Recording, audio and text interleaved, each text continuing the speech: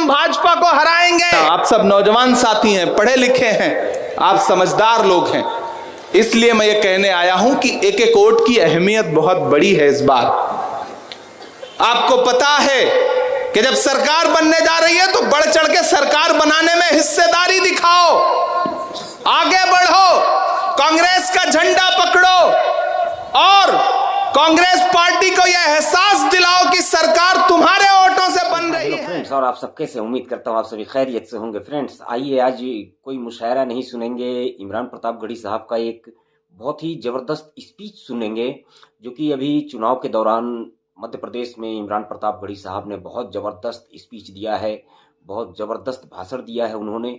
और आप सबको मालूम है कि कांग्रेस से इमरान प्रतापगढ़ी साहब सांसद भी हैं और कांग्रेस का प्रचार कर रहे हैं, और उसी बीच में उन्होंने मध्य प्रदेश में जो है बहुत ही जबरदस्त भाषण दिया है। आइए उस स्पीच को सुनते हैं, आखिर क्या स्पीच है, क्योंकि ये वीडियो बहुत वायरल हो रही है। और स्पीच को सुनते हैं और कैसा स्पीच है आप भी जरूर कमेंट में बताएं। आइए सुनते हैं।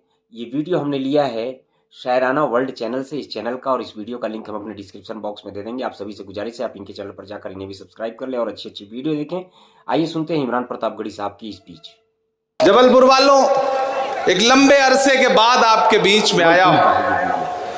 2018 में आया था, यही वो मैदान था और यही आप लोग थे जिनके सामने मैं अपना दामन फैला के गया था। एक वादा भी किया था कि बीच में आऊंगा, लेकिन नहीं आ सका। मैं डरा नहीं, मैं झुका नहीं, कहीं छुप छुपा के खड़ा नहीं। जो डटे हुए हैं महाज पर, मुझे उन सफों में तलाश कर। मैं मुसलसल लड़ता रहा, मैं बोलता रहा, और आज आपके बीच में खड़ा हूं एक बार फिर से, क्योंकि आने वाली 17 तारीख को आपको ईवीएम की कतारों में लगना है और मध्य प्रदेश के मुस्तकबिल का फैसला करना है। आप बहुत समझदार लोग हैं, बहुत होशियार लोग हैं। मैं तो बस आपसे यह कहने आया हूं कि हिंदुस्तान के किसी भी मीडिया का कोई भी सर्वे उठा करके देख लीजिए, सारे सर्वे एक बात कह रहे हैं, मध्य प्रदेश से भाजपा की सरकार जा रही है। चाहे पूरी भाजपा आ जाए, लेकिन मध्य प्रदेश से भाजपा की विदाई तय है। ऐसे में जबलपुर वालों, मैं आपके सामने कुछ संजीदा बातें करने के लिए आया हूं। भाजपा जानती है कि वह इलेक्शन हारने जा रही है। भाजपा जानती है कि जबलपुर पूर्व में उसकी जमानत जब्त होने जा रही है, तो उसने फिर एक नया पैंतरा चला है। उसने हैदराबाद से अपने एक आध दोस्त भी बुला लिए हैं। अभी तक भाजपा की मदद करने के लिए ईडी आती थी, सीबीआई आती थी, आईटी आती थी। आजकल हैदराबाद से एक भाई साहब आते हैं, वो बड़ी बड़ी बातें करते हैं। वो आपके बीच में आकर के क़यादत खड़ी करने की बात करते हैं। अरे कौन सी क़यादत की बात कर रहे हो? उनसे तो 1000 गुना अच्छे हैं लखन घनघोरिया, आपके हैं, अपने हैं, जांचे परखे हैं, आवाज दी। पिछले 25-30 साल से आपकी खिदमत कर रहे हैं। मैं पिछली बार आया था तो मैंने खड़े होकर के यही एक बात कही थी कि जबलपुर वालों, जब वोट देने जाओगे तो यह समझना कि आप एक विधायक चुनने नहीं जा रहे हो, एक मंत्री चुनने जा रहे हो। ये जुमला याद है आपको? आज मैं फिर आपसे यह बात कह रहा हूं कि इस बार वोट देने जा रहे हो तो सिर्फ विधायक चुनने के लिए वोट देने नहीं जा रहे हो, सरकार चुनने के लिए वोट देने जा रहे हो। इसलिए आपकी जिम्मेदारियां बड़ी हो जाती हैं। जब आपको पता हो कि आपके एक वोट से उस सूबे की सरकार बदलने जा रही है, तो फिर किसी के झांसे में मत आना। किसी का जलवे रंगीन तखय्युलात में है। चिराग बन के कोई इस अंधेरी रात में है। बहुत बुलंद फजा में तेरी पतंग सही, मुझे पता है मगर डोर किसके हाथ में है।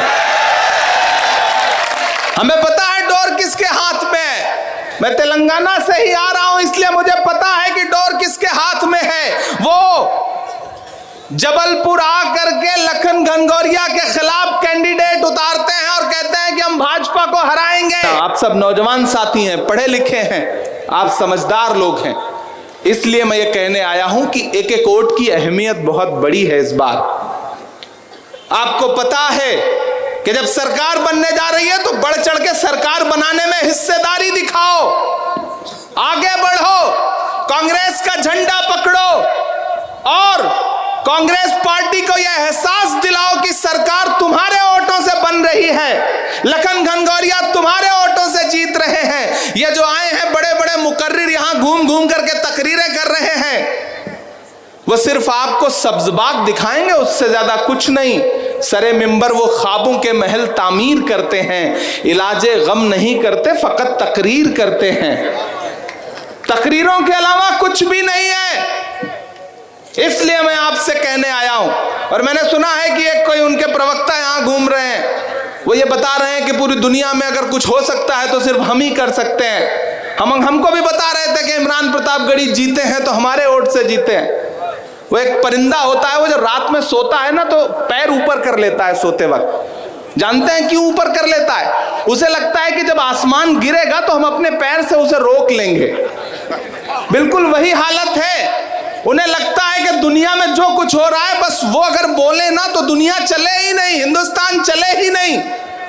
उन्हें एहसास दिलाइए कि नहीं भैया, ये जबलपुर है, ये जबलपुर के समझदार लोग हैं, आप यहां मौजूद हैं, आप जानते हैं, आप मेरी शायरी के हवाले से मुझे पहचानते हैं, लेकिन मेरा खुदा गवाह है कि 2022 से जब से हिंदुस्तान की पार्लियामेंट में पहुंचा हूं, एक दिन भी ऐसा नहीं लम्हा गुजरा है। विवेक तनखा जी इस बात के गवाह हैं, जब से पार्लियामेंट पहुंचा हूं कभी नजीब के लिए लड़ रहा हूं, कभी बुनकरों के लिए लड़ रहा हूं, कभी बिल्किस के लिए लड़ रहा हूं, कभी स्टूडेंट्स के लिए लड़ रहा हूं, कभी जामिया के लिए लड़ रहा हूं, कभी महंगाई के खिलाफ लड़ रहा हूं। एक भी दिन हम खामोशी से नहीं बैठे हैं। हम आपके मुद्दों पर बुनियादी तौर पर लड़ रहे हैं, और इसलिए लड़ रहे हैं क्योंकि हम जिसके सिपाही हैं, हम जिसकी क़यादत में अपनी सियासत कर रहे हैं, उस शख्सियत का नाम राहुल गांधी है, और उसका ऐलान है कि नफरत के बाजार में मोहब्बत की दुकान खोल रहा हूं।